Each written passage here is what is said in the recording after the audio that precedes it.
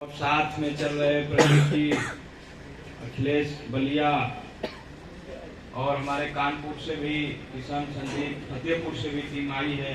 और आप सभी लोग जो भी नौजवान साथी और हमारे चाचा जी, आप सब लोग उपस्थित हैं, आप सभी को मेरा सादर जय गुरुदेव।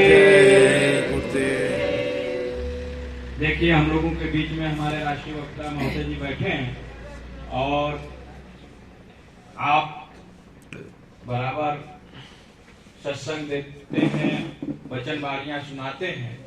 हम तो यही चाहते हैं कि हम लोगों की इतनी उम्र में अगर कोई भी निरीक्षण करे तो आप लोगों के महाराज जी कार्यक्रम से लेते हुए और कार्यक्रमों में बहुत सत्संग सुने होंगे आप लोग। अगर उन्हीं में से आप विचार करिए, किसी भी सत्संग और कार्यक्रम में जाइए तो आप लोग ये विचार करिए कि हमारे लायक कौन सी चीज है, कौन सी ऐसी कमी है जिसको हम सुधार कर सकते हैं। जब आप इस पे विचार करना शुरू करेंगे तो हम आपको वो वचन मिल जाएंगे जो हमारे लिए हो। ये बात बहुत जरूरी है, क्योंकि बार बार सत्संग मीटिंग में उपस्थित होना और उन वचनबाणियों को न पकड़ना हमारे लिए हानिकारक हो जाती है। आधी जीवन बीत गई, आधी बची है, कुछ लोगों की शुरुआत है, लेकिन ऐसे केवल करते करते जीवन चला जाएगा। आप विचार करिए कि हम यहाँ आए किस लिए। जब बार बार इस सत्संग में बताया जाता है तो इस बात पे जब प्रमुख रूप से शुरुआती दौर में एक चीज आप लोग अपने दिमाग में बैठा लें कि हम सब लोग अपनी जीवात्मा की कमाई के लिए आए हैं।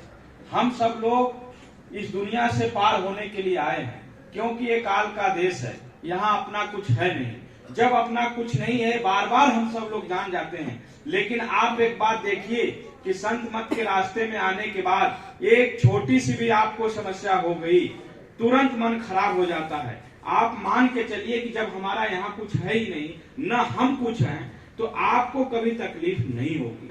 आप अपने आप को हमेशा, एक छोटा सा बालक होता है, उसको कोई मान सम्मान की जरूरत नहीं होती है, उसको कोई बात बुरी नहीं लगती है, उसका पेट भर गया, वो अपने दुनिया में अपने खेलने कूदने में मस्त रहता है। वैसे ही आप जान लीजिए कि हम लोगों को गुरु महाराज मिल गए और हमारे रखवाले पूज्य महाराज जी मिल गए।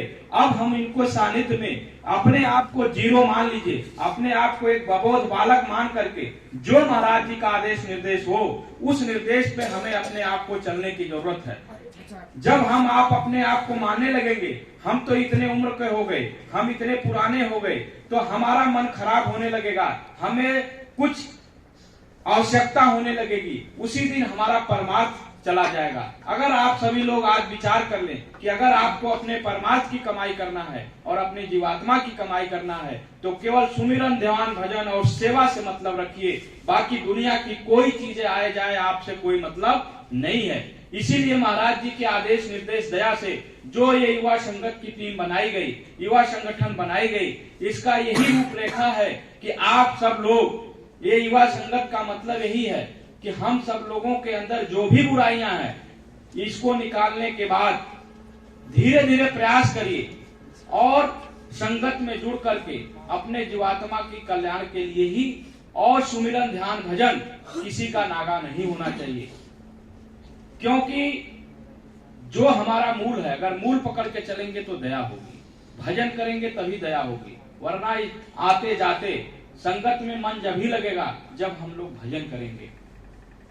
आप सभी लोगों को, हम सब लोग उसी पाठशाला में हैं। ऐसा नहीं है कि आज हम लोग यहाँ खड़े होकर बोल रहे हैं, हम लोग भी वहां थे, कल आप लोग भी यहाँ आएंगे, आने वाली पीढ़ियां आएंगी, आप सब लोग सीखेंगे। ये सीखने के पाठशाला ही आज जो बैठाया गया आप लोगों को, ये ट्रेनिंग है। आप सब लोग कितने लोग तो मैं उधर था, बोलने की डर से भाग रहे थे। आप विचार करिए, सही बात है कि जब बच्चा छोटा होता है तो उसको जानकारी नहीं होती है कि हमें स्कूल में जाने के बाद सीखने को मिलेगा, वही हमारे लिए जीवन का है।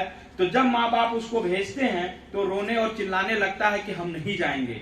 लेकिन जबरदस्ती माँ बाप उसको स्कूल में डालते हैं, ले जा करके, छोटा रहता है, उसको ले जाके स्कूल में भेज देते हैं, बैग टांग देते हैं, टिफिन दे देते हैं। वही हालात हमारी आपकी है, क्योंकि हम सब लोग भक्ति से अबोध हैं। हमें नहीं पता है कि हमें क्या चाहिए।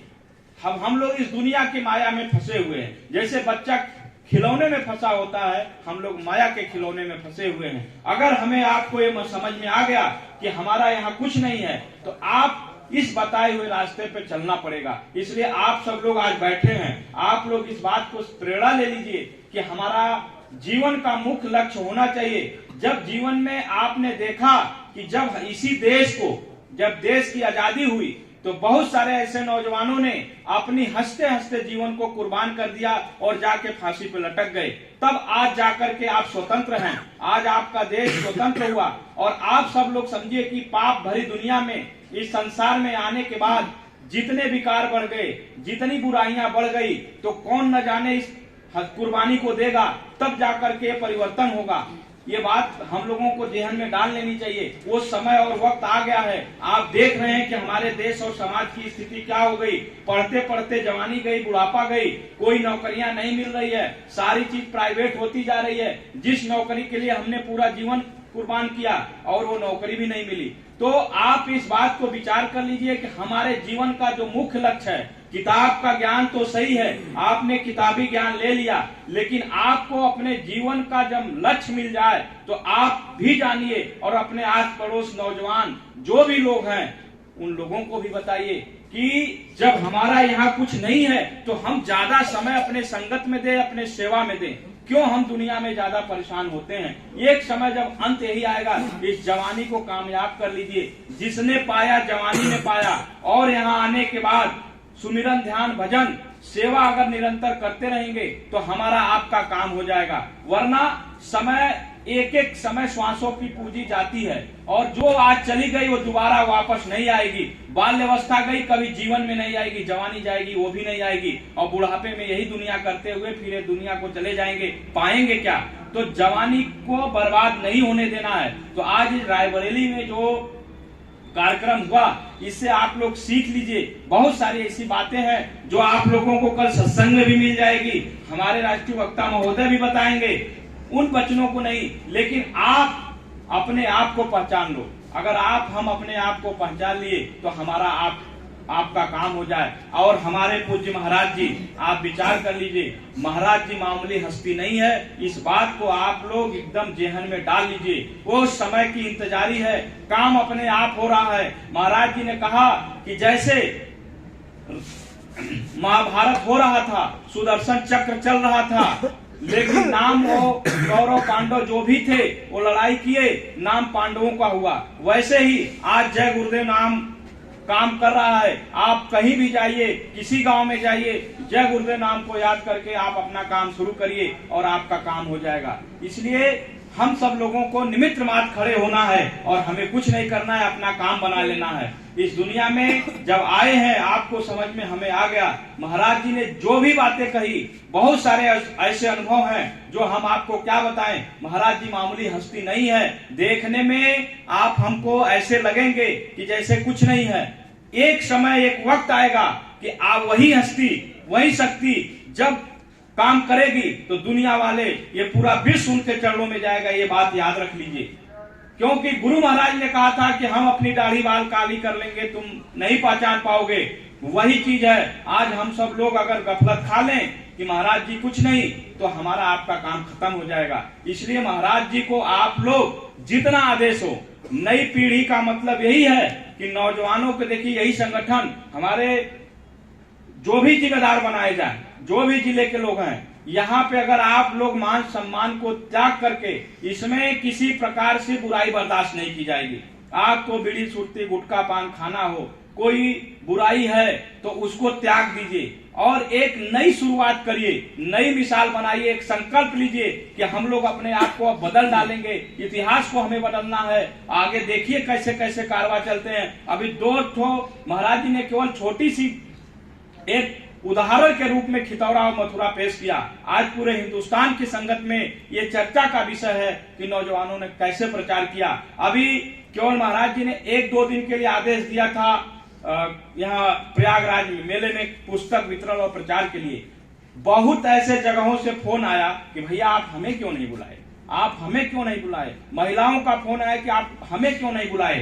कहने का मतलब उत्सुकता बढ़ती जा रही है, जो काम करेगा उसका नाम हो जाएगा। इसलिए हम सब लोगों को अपने आप को पहचान करके गुरु महाराज के और महाराज जी के साथ आप सब लोग ये जान लीजिए कि महाराज जी के साथ अपने आप को आप लोग कुर्बान कर डालिए। यही जीवन का असली मूल है। बाकी दुनिया में एक एक बीमारियां आई, आप ही देख रहे हैं कि यहाँ उत्तराखंड में जो हाहाकार मचा, कितने घर कितनी गाड़ियां सब ढह गई। क्या होगा? ऐसे प्रलय आ जाएगा, हम लोग बनाते बनाते पूरी जीवन चला जाएगा और एक झोंका आएगा, सब खत्म हो जाएगा। कौन बचेगा कौन नहीं बचेगा? तो कम से कम इतिहास के पन्ने में अपना नाम लिखा लीजिए और गुरु के काम में अपने आप को कुर्बान कर डालिए। जब मीराबाई ने अपने राजघराने को छोड़ दिया, जब भक्त प्रहलाद ने अपना जीवन बाल्यावस्था में भी अपने बाप का विरोध किया, ऐसे ऐसे कितने इतिहास बने, कैसे बने। आज अगर हम लोग सोचे कि हमारे पिता ये कह रहे हैं, हमारे परिवार वाले क्या सोचेंगे, तो फिर ये इतिहास के कारण नहीं बनेंगे। सबके घर में परेशानियां हैं, सबके यहाँ दिक्कतें हैं, लेकिन उसको दरकिनार करते हुए जिस दिन गुरु का काम आ जाए, जिस दिन अगर माथुआ आश्रम से कोई संदेश आ जाए, जैसे महाराज जी का कोई आदेश निर्देश आए, आप लोग सारे कामों को छोड़ करके कि हमें 10 दिन 5 दिन के लिए हमें मथुरा जाना है। जैसे गुरु का 10वां हिस्सा होता है, वैसे तन की सेवा भी 10वां हिस्सा होती है। हम लोग माया के रूप में जब फंसे रहते हैं तो हमें समझ में नहीं आता है, हम समय नहीं दे पाते हैं। किसी के घर में शादी पड़ जाए, किसी रिश्तेदारी में शादी पड़ जाए, सब लोग समय निकाल के चले जाएंगे। लेकिन आज अगर कोई आदेश आ जाए तो कोई कहेगा कोचिंग है, कोई कहेगा पढ़ाई है। सारी समस्याएं उसी समय आती है जब संगत का काम आता है, जब गुरु का काम आता है। इसलिए अब ये नौजवानों को सीखने की जरूरत है। गुरु के काम में प्रथम रखिए, बाकी दुनिया का काम दूसरे तरफ। बाकी सुबह उठिए तो पहला काम सुमिरन और ध्यान भजन, चाहे 8 बजे उठे चाहे 7 बजे उठे।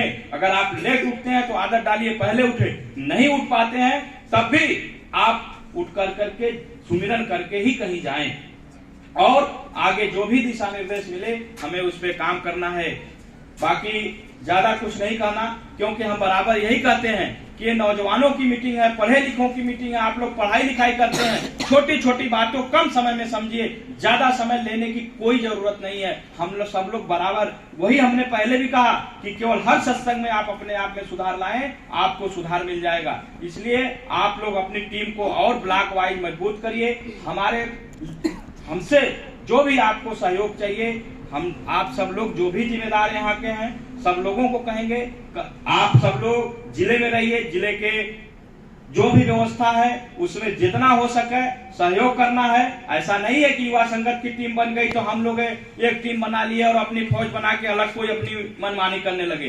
कोई ऐसा काम नहीं करना है। जो भी मनमानी करेगा वो अपना जिले संगत में जाए, युवा संगत में उसकी कोई एंट्री नहीं है। जो भी संगठन के हिसाब से काम करेगा वही टीम में रहेगा, चाहे 10 लोग रहें चाहे 20 लोग रहें। क्योंकि इसमें ऐसे लोगों की भर्ती नहीं करनी है कि आप 4 दिन संगत में सेवा किए, 5वें दिन आप मनमानी काम शुरू कर दिए और कहे कि हम ऐसे नहीं ऐसे, 4 लोगों का और आप मन खराब करें। ये चीज युवा संगत में नहीं चलेगी। इस बात को आप लोग ध्यान में रखें, क्योंकि महाराज जी का जो निशाना है, एक नए समाज को बनाने का निशाना है। उस निशाने पे हमें आपको चलने के लिए अपने आप को त्याग करना पड़ेगा। अब वो समय और दौर आ चुका है, अब छटैया हो चुकी है। आगे ऐसे ऐसे लोग आएंगे जो हमें आपको भी पीछे छोड़ देंगे। तो हमें आपको अगर मौका मिला है तो उस मौके का लाभ उठा लीजिए, वरना फिर हम लोग पीछे हो जाएंगे। इसलिए इन बिंदुओं पे विशेष ध्यान रहे। हम यहाँ के भी जो जिम्मेदार हैं उनसे भी कहेंगे, और जो जिम्मेदार बनाए जाएं, जो भी जिम्मेदार आपको बनाए गए हैं रायबरेली में, बहुत दिनों से सेवा भी कर रहे हैं, जो भी टीमें हैं उनके नेतृत्व में पूरे जिले की युवा संगत की टीम काम करेगी। इसमें किसी प्रकार से कोई मनमानी नहीं होगी, ये आप लोग जान लीजिए। जिसको भी मनमानी करनी है या जो भी चीजें होगी वो अपने जिले में, जिले संगत आपकी है वहां जाके काम करिए, लेकिन यहाँ पे आदेश निर्देश में आपको चलना है। और हम लोगों को जिले की जो भी टीमें हैं, ब्लॉक के जो हमारे जिम्मेदार हैं, हम सब लोग उनसे तालमेल बना करके ही काम करेंगे। किसी प्रकार से कोई मनमानी नहीं। हमारे जिले के भी जो लोग जिम्मेदार हैं हम आपसे भी कहेंगे, अगर कोई ऐसी बात आती है तो आप हमें बताइए, क्योंकि पूज्य महाराज जी हमारे, अब इसकी मैं ज्यादा व्याख्या नहीं करूंगा। आप सब लोग आते जाते निरख परख लिए होंगे। महाराज जी मामूली नहीं, पूरी शक्ति सत्ता के रूप में विराजमान है। धीरे धीरे हम लोगों को भी अनुभव हुआ और वो चीजें आज गुरु महाराज की दया, मौज महाराज जी क्या हस्ती शक्ति है, अब इसकी बखान मैं ज्यादा क्या कहूं। बाकी महाराज जी जो भी कह रहे हैं उसी पे हम लोगों को चलते रहना है, ज्यादा कुछ हम नहीं कहेंगे। अब समय भी ज्यादा है तो हम अपनी वाणी को अब यही विराम देते हैं। बाकी हमसे कहने सुनने में कोई भूल चूक हुई हो तो आप सब लोग हमें अपना छोटा भाई समझ करके माफ करिएगा। जय गुरुदेव।